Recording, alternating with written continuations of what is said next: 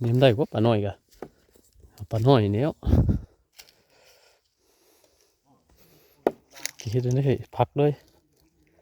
เอาหัวมันถิ่มบ่น่ะฮะ ทิ่มได้หัวมัน โอ้ ดีได้จ้ะ เนี่ยเตเนี่ยเขาคำถิ่มจะเก็บเอาเมื่อให้มาได้ เอาไม่เฮ้ย เนาะ เอาแล้วว่าลายนี่นะให้ตัวเก็บเอาไปเลย มาต้มให้มานะใช่นี่หัวบานเนี่ยเพื่อเบิดมันเป็นง่ายเด้นะ มีมาลายตัวเอาแล้ว เมื่อต้มมันมาน้อยเอาแต่ชิ้นลวด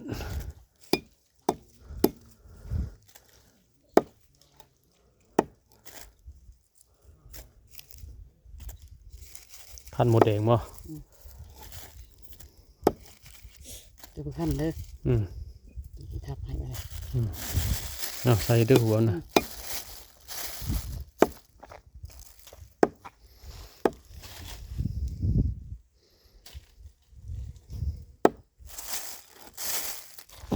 ต้มให้มาหน่อย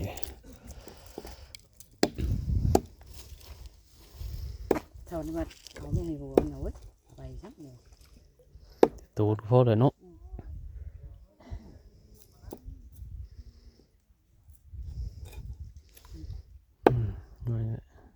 หัวนั่นคือประมาณนั้นบ่ประชวนบ่ ไปเฮ็ดเทือนสีโอ้ยคำว่างนั่น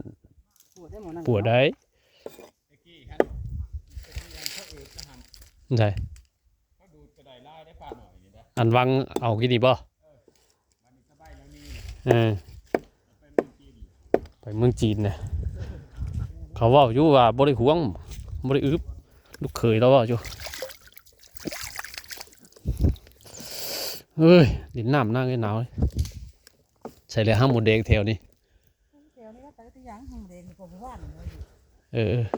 เฮ็ดได้แต่ที่บ่ใช่เลย